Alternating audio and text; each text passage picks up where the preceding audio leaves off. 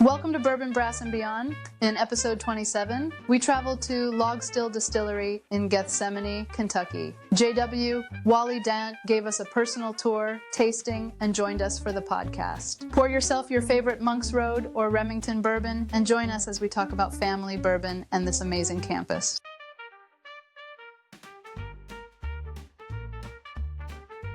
Good afternoon. Welcome to Bourbon, Brass, and Beyond. This is our 27th episode.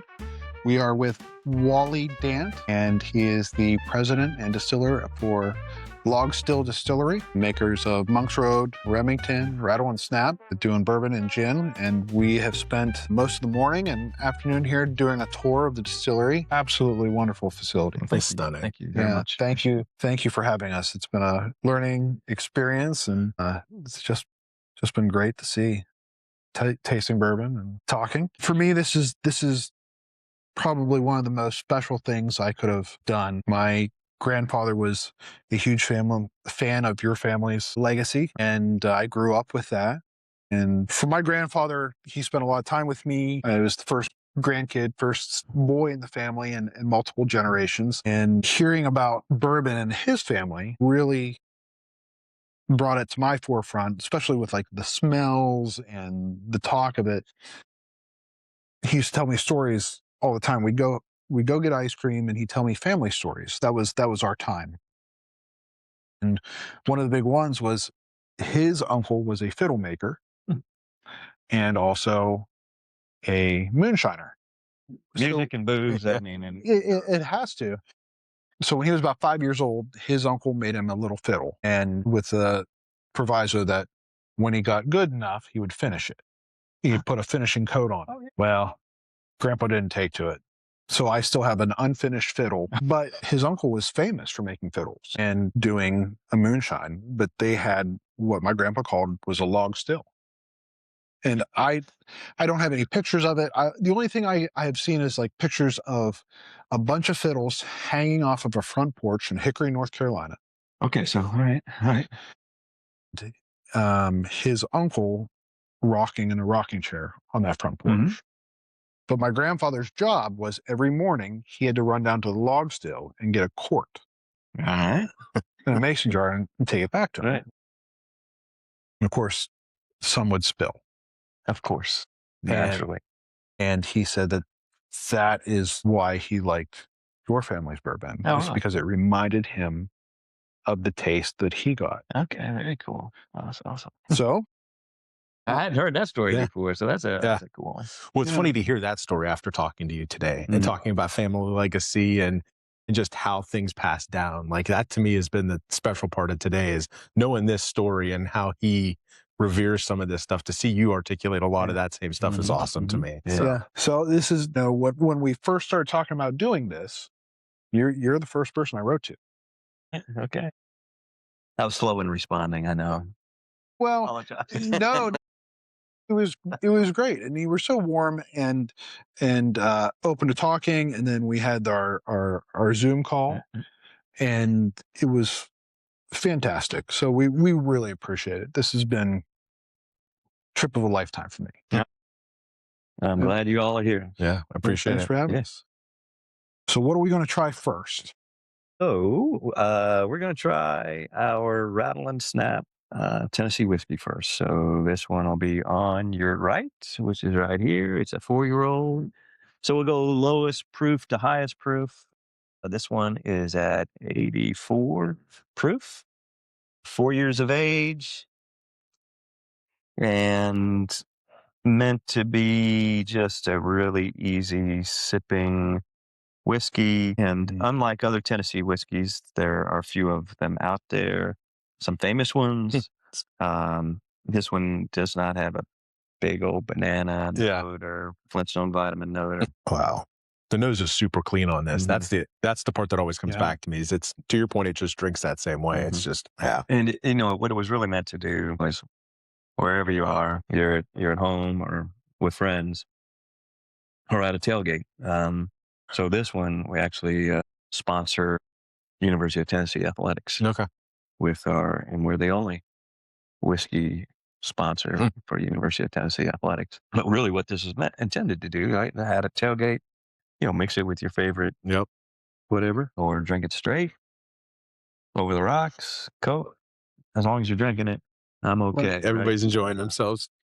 But like, talk. You met Chrissy earlier, and all my go-to, like if I'm going to drink something at night, just this one because it's really smooth and easy, and I don't have to do a whole lot of thinking around it. And, it's just one of those things that we're pretty proud of, and for $25 to $28 on a shelf, it's just one of those things that we just said, hey, we're really proud of this. Have an opportunity to pick it up and have some. What amazes me is that I have tried a lot of the bourbons. I haven't actually had the 4-year yet, so this is really good. Is that they're all so enjoyable. There's nothing harsh. There's not the strong proof bite, but they are all very, very easy sippers that you can just drink all night. Right. It's something that we've strived for in all of ours that we do, is to really have something that's very approachable, that while I like higher proofed bourbons and or whiskeys, when you're trying to sell an everyday product, you want something that people are going to go, oh yeah, I can do that. Right. And so this was very intentional as to what we were really doing with a Rattlin Snap. It has a story behind it. Why Rattlin Snap? It's an old pre-Civil War game of chance. Right. So dried out beans, right. Just like a craps game, rattle them in your hand, right. And snap your wrist, right. Those beans come out, and we don't know what happened after that, whether it was a 7 beans, 4 beans, 6 beans, or it was colored beans. That we don't know. But the governor of North Carolina lost land in his then territory of Tennessee in a game of rattle and snap. And so when we were looking for a genuine Tennessee name, Rattle and Snap made a lot of sense to us. Now, we did a podcast on the 8-year. Very different. I claim it's the most buttery mouthfeel and buttery tasting whiskey I've had. To me, it was phenomenal. And this has that start to that buttery feel. But you taste a lot of that grain that's coming out in this one. Yeah, if you do side-by-side comparisons, right, it's really interesting kind of when you do that. But you'll see that 8-year-old really, that begins to punch through a lot in that one. And it's 3 times darker. Right. So I wanted to mention, we are in what is now, you have a Airbnb on your property. But this was your grandfather's house. This was my grandfather's house. Yep. He built it, and we enhanced it from his original builds, built in the mid-30s. And my dad was born here. His sister was born here. We ran around this place as a kid, on the old distillery property. This for us, right? My dad worked for UPS, and so we bled around and moved around, as they say in UPS land.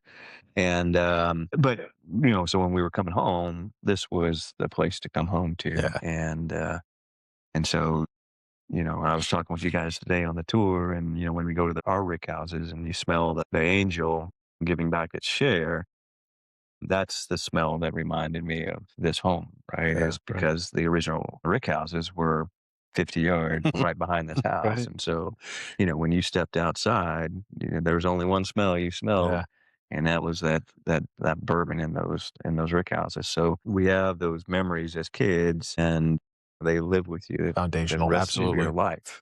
It's the same thing with this house. When I go down to the cellar here, and you smell the cellar, you go, oh yeah, I remember walking in that all the time, right? And so it's just those things that create lifelong memories for you. And it's amazing how a smell can just bring back so many vivid memories. For me, it's either music or a smell. You know, we do a fireplace every year because that's what reminds me of my grandparents' farmhouse. You know, falling asleep in front of the fireplace at my grandmother's house was like, I couldn't wait to do that. But just that smell, or of her cooking in the background, yeah, I remember that. For sure. So I make a country ham every year, right? I do it a few times a year now because my kids like it so much. Yep. But, you know, country ham is traditionally a very salty ham. Everybody knows country ham generally. And we actually make it a different way. We stuff it with kale and cook it for about 24 hours. And what that does in that process, it draws a lot of that salt out of the ham, makes it a very tender, juicy ham at the end. And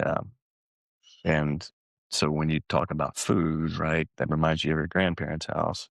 You know, my grandmother's family did that. So my dad, you know, he carried on that tradition, and now I carry on that tradition for our family because it's just something that you want them to know and understand because it's a family tradition. Yep. So family tradition. So next, you want to do the next Yeah, up, let's do right? the next next one. up, we have Remington, right? So our Remington Reserve Bourbon.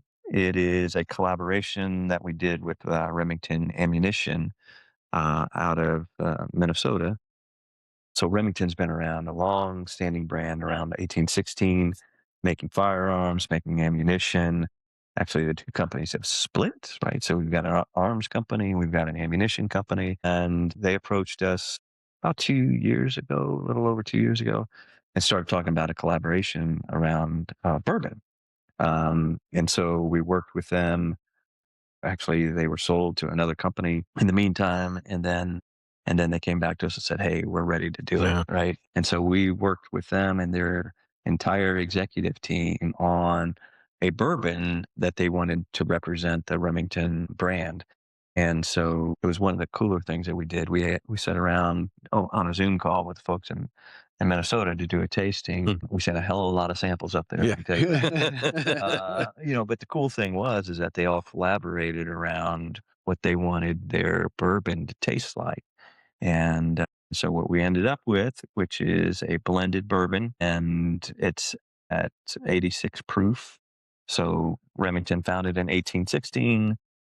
We began blending around that 86 proof. We did a higher proof, 94, 93 proof. We did a lower proof just to see kind of where it would be nicely fit. It fit around that 86. So in 1816 kind of worked with the numbers. And so, you know, in addition to what I think is this is a smooth, everyday sort of sipping bourbon, in my opinion, that you can sit around the campfire that you talked about, right? And you know, you really get I think a nice nose on this one. The vanillas, the caramels really come through in my mind. And I do get a little bit of the butter. Yeah, but real strong on the caramel and the vanilla. It's really, really nice. 5 to 7 year old bourbons are used in this one. Okay. There's a really good just Kentucky bourbon feel to this. Like it's as classic as you can get. It's so good. So the cool thing about this one, right? On the back label, and not many people notice it, right? But on the back label, you know, I don't know if you can see that on the screen or not, but on the back of that label, we have the ability to write, or they have the ability to write kind of with the hunt. Yeah. Right? If I've been out on a hunt, I was successful. Wouldn't it be cool to write that down years later, sitting on a shelf, you come back to it again and say, oh yeah, I remember doing that. They were telling us about this in the tasting room, about how you can put the hunting group you were on or who you were with. I think it's a really, really cool idea. Yeah. And Remington's been great to work with. We've had a good time with them all. Yeah. So the first time I opened that was the first night I lit the fire for the season. Had the fire going. I opened it up and I went over and sat by a fire and I tasted. I'm like, oh, this is really nice. And it fit perfectly for that. Hello there. I got a visitor here. My fiance is here too. So wonderful. So good. So what'd you think? It's awesome. It is a great, great sipping. That is something you can just sit and enjoy all night. Yeah. And again, it's a lower proof, but still, it's just so. I mean, it's still above that. And while you don't get a lot of that back end finish on it, you still get some. Yeah. I think some nice. Oh yeah. Notes on Right. Yeah, that's the part that stood out to me. And it holds too. Yeah. It's awesome. So next up, you're actually having our small batch weeded bourbon, and it is 4 and 5 years of age. And I just want to make sure you got enough in there just to get a good nose on get it. a good nose on it. We told Michelle, make sure you go light. Yeah. So I think.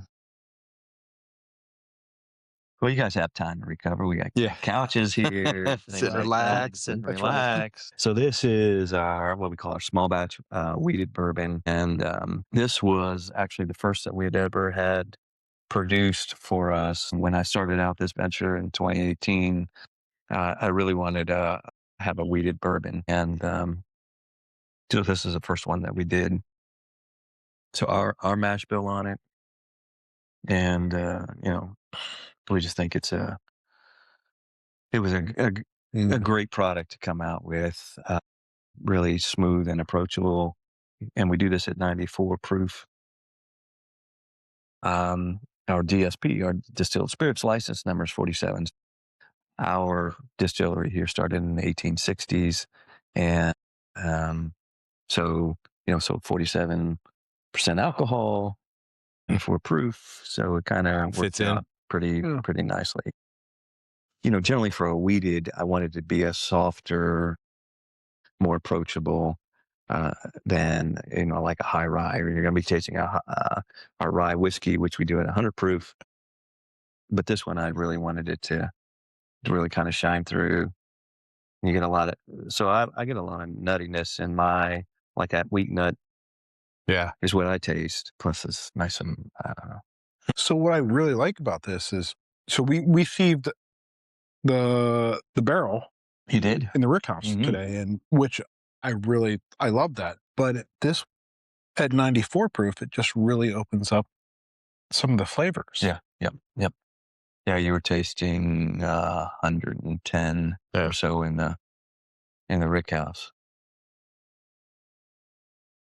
Yeah. And once again, this is something, it's not overpowering. It's just a really nice flavor. I think there are plenty of other weeded bourbons out there that I think drink much hotter than what they say they are. And I think that's one of the things that's tough for me, is that finding the right mix of a good sipping weeded bourbon and sweet, whatever other notes you want to call some of those things. This it's yeah. Especially after having it out of the barrel. I mean, this is awesome. Yeah. We I like higher proof. I can gravitate towards that. What I don't like in a lot of the higher proofs that you taste is that the ethanol that can really, it's proof just to be proofed. And it just overwhelms your palate and burns you out really quickly. And if you're wanting to sip and savor, then you really want something that you can really begin to taste all the notes that we either distilled into it from a grain profile or what the barrels have done to it, right? Because Mother Nature really is the architect of bourbon in my mind, right? Where did you get the wood from? What minerals were in that ground that came into that wood? Because wood adds, about 80% of the flavor of bourbon. And so when those wood characteristics begin to shine through, the vanillas, the caramels, the brown sugar notes, none of this we've added in, into the distillate. It's really what that barrel has produced. Yeah. And so where it comes from, how it's sourced, where it sits in that rickhouse, all has, all of those things add the components to making a great whiskey. And so those are the things that I think are so magical about bourbon, right? We make gins, right? We make a American dry gin there and barrel finished gin. And those you can pretty immediately say, okay, I know what that tastes like, right? As soon as you make gin, comes out and you go, hey, all right, I know what I like. I know what I don't like, right? With bourbon or whiskey, you got to wait.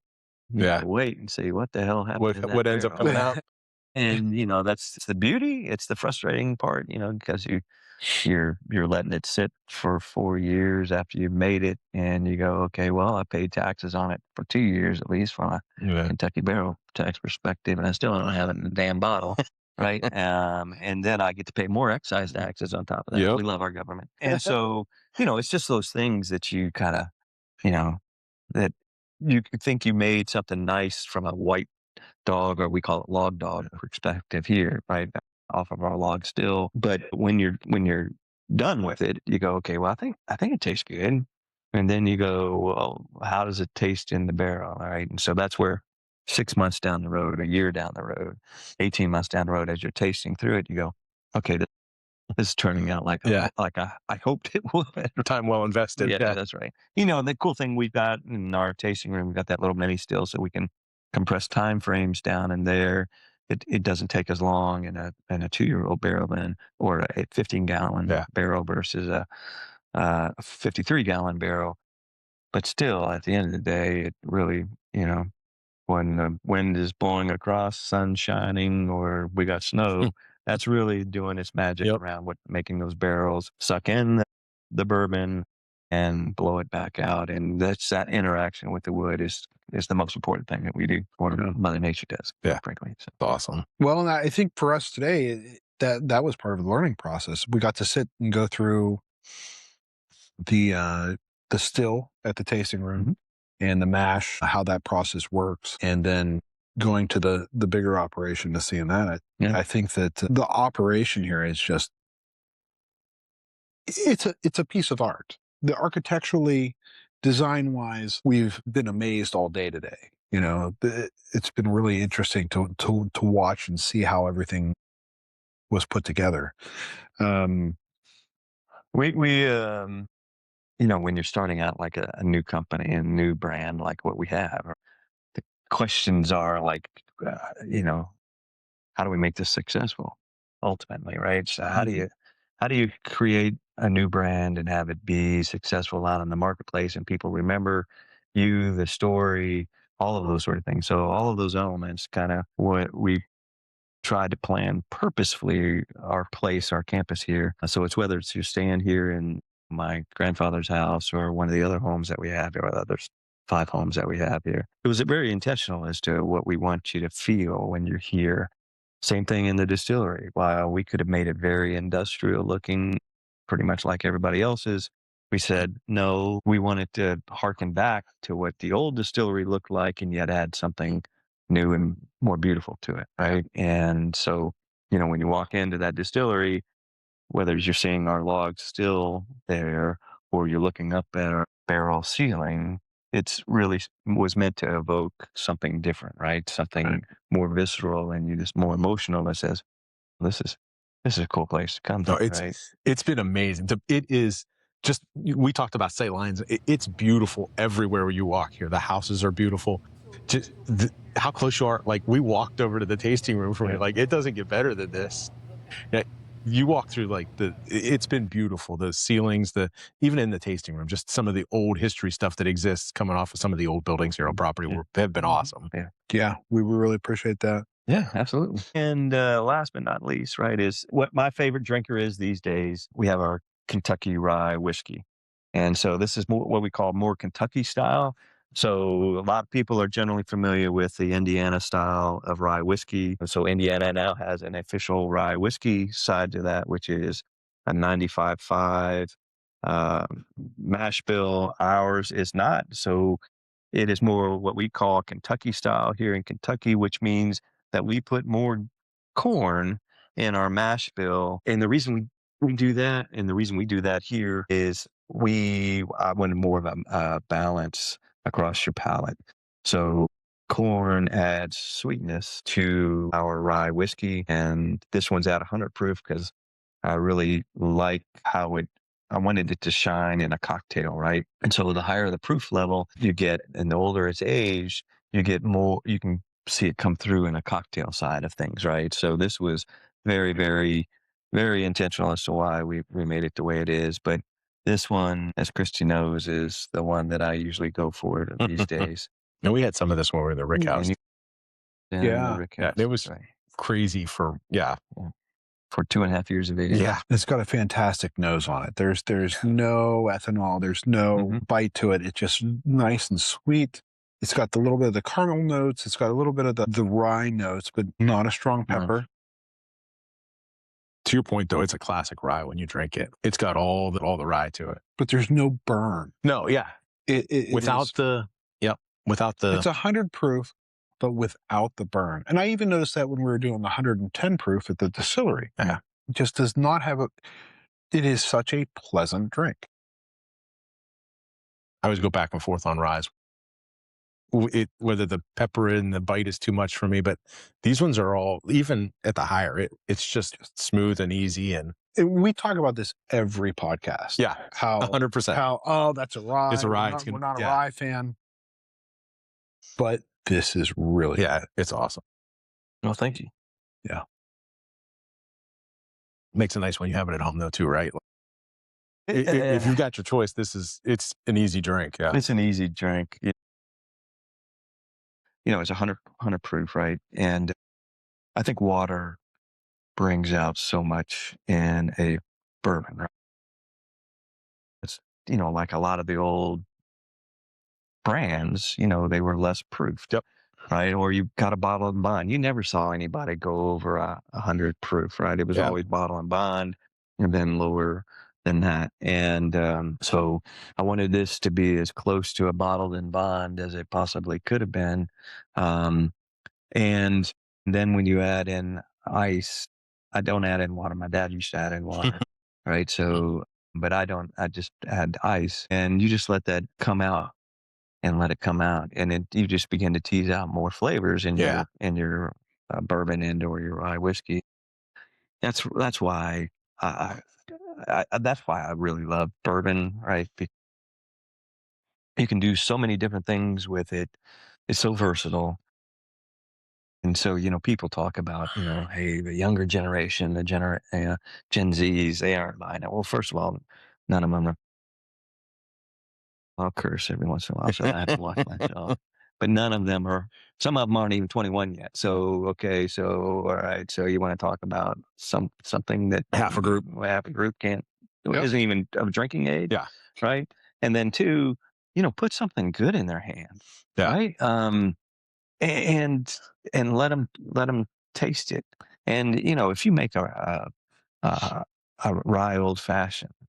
So you've got that sweetness that'll come through in there, depending on the bitters that you're using, the fruits that you're using. I guarantee you put one of those things in their hand, they're going to go, I didn't know you could do that. And so they don't know yet, right? So all they want to drink is an RTD or THC infused. Great. Introduce them into the category. But, if you sit down with them and they go, you're at a nice meal and you go, hey, why don't you have an old fashioned? I guarantee you, every one of them go, wow, I know I could do that. Surprise. And, give them a chance. That's the whole thing. Give them a chance and they will be okay. Right? Yeah, I don't think so. As 21-year-olds, we were lining up for this either. It wasn't the drink of choice. I think at 21, I leaned more Jack Daniels. I had J.W. Dant. I had done most of what is now considered the bottom shelf. Yeah. I mean, and that's what we could afford. It wasn't one of those, hey, I'm going to go out and get it. And quite frankly, today's whiskey and bourbon world, I mean, if I'm really being honest, you didn't see a whole lot of $30 to $40 to $80. Well, you never saw an $80 bottle of bourbon anywhere, right? And now to get anything good, you're starting at that point. Yeah, that's the hard part. So you just didn't see that. So you saw what you had on the shelf there. I did the same thing. Yeah. My dad was a squire, with Jack Daniels, right? Mm-hmm. Yeah, it was cool. I mean, they had a lot of good shit. I mean, Jack Daniels did a really magnificent job. Yeah. And I used to work at Brown Foreman a long time ago, so I'll shout out to those guys. But you didn't have all those choices that you do today. So like when we our gens here, right? So the reason we have a barrel finished gin is a lot of people go, well, I got sick on my dad's gin, right? And so we said, hey, why don't you try something different, right? Yeah. So that barrel finish gin was intentional. It was intentional to bring a little bit of that bourbon smokiness, which was our small batch. It was our weeded bourbon that we did that in, finish it in. And it was really intentional to say, for those of you that don't like gin, taste this one, right? So, provide a little bit different flavor profile, still got the juniper in it, but that juniper falls off after Right. 6 months sitting in that aged barrel. You get a lot of those residual sugars from that barrel that infuse into that gin. So it's a little sweeter. And it was those things, right? When you begin to play around with whether it's gin or have fun with making bourbon, that I think make beverage alcohol, right, a fun place to be, to work, and Yeah. to, give it out to the world because, all this stuff is meant to be shared, right? So why does, when Christmas and Thanksgiving come along, it's the biggest time of the year for the bourbon Yep. and alcohol because people want to give it out as gifts, Yep. right? And so, we think we're giving a gift every month, Yeah. in particular. Here's what we have. So I do have one question. I work with a lot of Purdue grads. Yes. Yeah. And we were talking about the fact that you graduated from Purdue out of Indiana. I did. And what led you from there to here? First of all, shout out to Purdue. We actually have a Purdue bourbon that will be coming out. Yeah. Our second edition will be coming out here, I think, in April, that we do for the university. So one a great school, great traditional school. It was very great for me from a foundational perspective, right? Provided me a lot of different experiences to be able to go into business. Now, I was a forestry major at Purdue, right? Okay. So forest products, right? So, these wooden things that we have here in front of us, or the table, it was more of the furniture making business. And so going through that at Purdue, the reason I went to Purdue, my dad said, hey, why don't you go to a Big Ten school, right?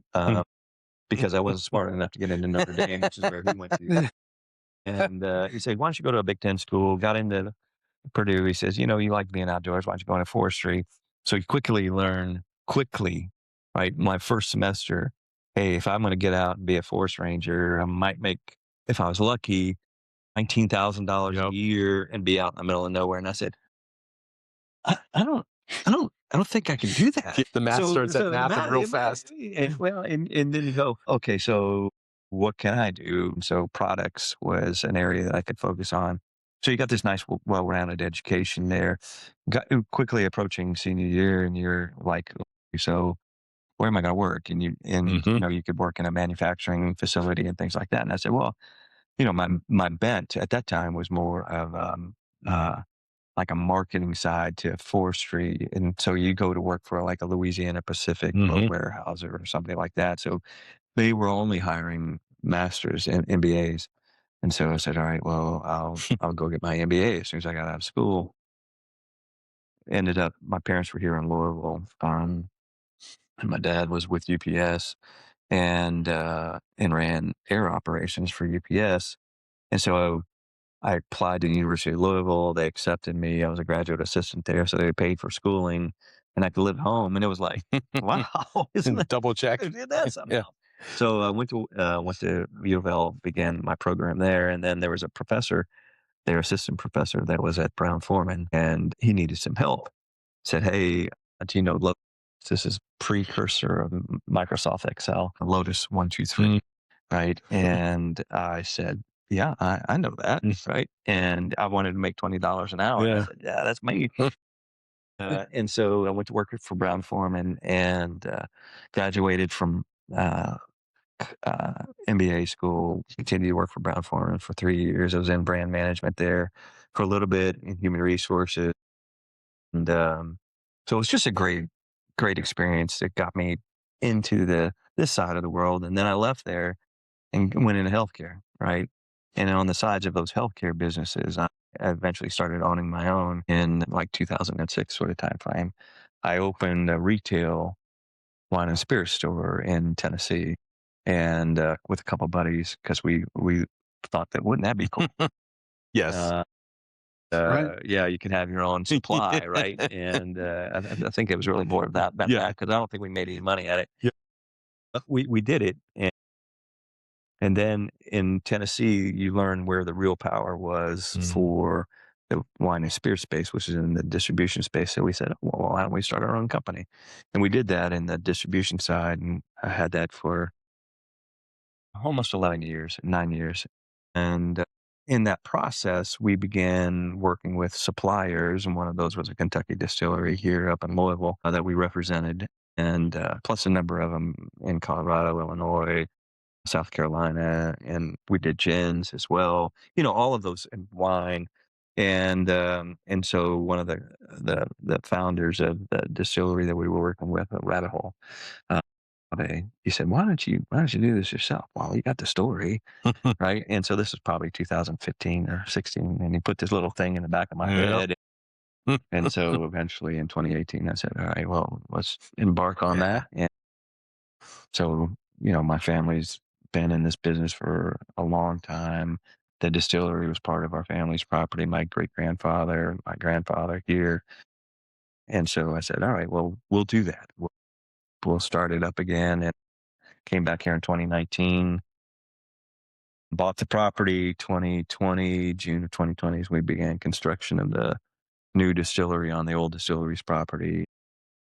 So everything you see here was built in a pretty short that was time frame. It's amazing that just walking around and everything that's here, it's beautiful. And there's so much you're right. The short period of time has been impressive. Like that's the part that, how does this exist already? So, and so we have a lot of stories here, right? And I think some of the cool stories that we have is that we've tried to do different things. When I talked to you a little bit about Purdue and working with Purdue, we're working with the University of Tennessee. One of the cooler things that we've done here. So later in life, my dad became a priest. So after my mom passed away in 2003, my dad became a priest, and he was a priest and had a couple parishes right here in Bardstown.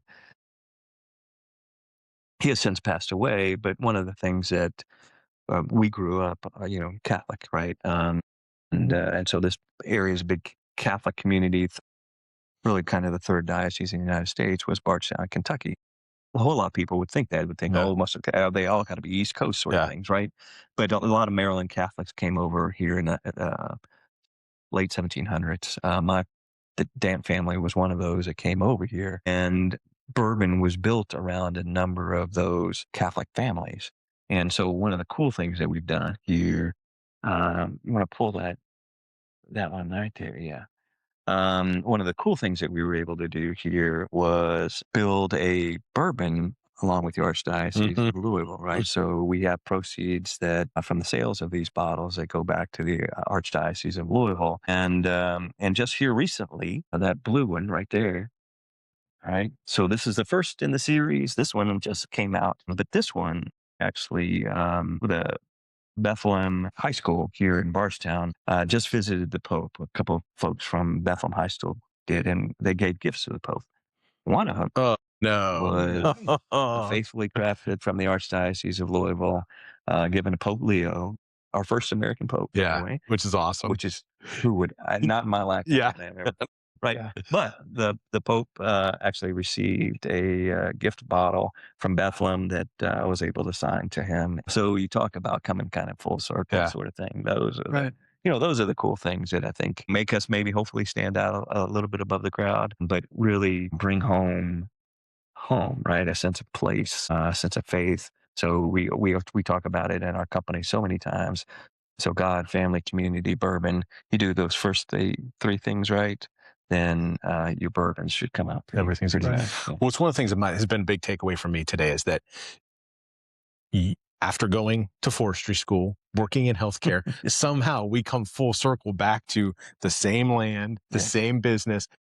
It's on the list of coolest stories that I can imagine. Coming back home to do what your family did, it doesn't get better than that. Well, and it's not just your family story. This is now your story. Yeah. And you have taken it to a point where way beyond what we could have imagined, right? This is an amazing thing that it is now your bourbon and your story. That I just can't. Well, there's family that works here too. That's the best part is it's a family business, no matter how.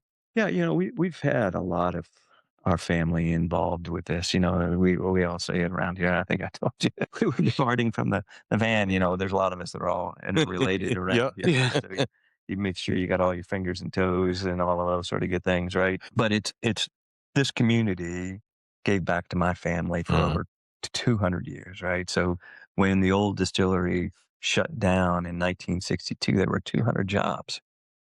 200 jobs. And you think about what happened, right? And what happens to communities when Yep. you lose jobs, right? People leave. And, so for us to be able to come back to our old family It's amazing. grounds that, you know, my grandfather lived in, and the distillery was here, and that we can create 48 jobs, which is what we have today. Your good paying job Yep. helps build back community. Yep. And so much of America, so much of rural America in particular, has been left out of Yeah. prosperity. And just to bring those back and to create something, people love this place. You know, when they come and visit and say, "Oh, this is great. It's peaceful. I don't have to worry about traffic." You know, all of those sort of things that we've all become accustomed to in suburban and urban America. You don't have those things out here. And you go out and you can smell fresh air, and you can look up and see stars at night. Oh, see the Milky Way, which, you know, a lot of people don't get to see it. these days. Right? So those things, I think, are really essential and quintessential American. Yeah. And, you know, bourbon is the American spirit, and we like to think we're adding back to our heritage. Well, just driving down here, even off season, no leaves on the trees. It's a beautiful country down here, and that's the part that I'm glad you weren't here a week and a half ago when we had skating rinks still sitting in. we live that life. We understand that in Northeast Ohio. Yeah. But still, it's just everything. Yeah, it's always beautiful down here, and the grounds here. It's just beautiful. The work that you've done. It's awesome. Thank you. Yeah, I've loved it. It's been amazing. Event center is gorgeous. Yeah. The barrels, the design. I think the vision there is just wonderful. It's been a great experience today. I really appreciate everything. Yeah, absolutely, guys. Well, thank you all for coming. Yeah, thank you, and thanks for the tasting. We've really enjoyed it. Thanks for everybody for watching, and Everybody have a great night. have a great night. Until next time. Yeah. Oh yeah. Thank you to Wally Dant, Log Still Distillery, and everyone on campus for the hospitality and wonderful stay. If you get a chance to visit Log Still, please don't pass it up. Please like, subscribe, follow, and give 5 stars. Please leave a comment. Thanks for watching.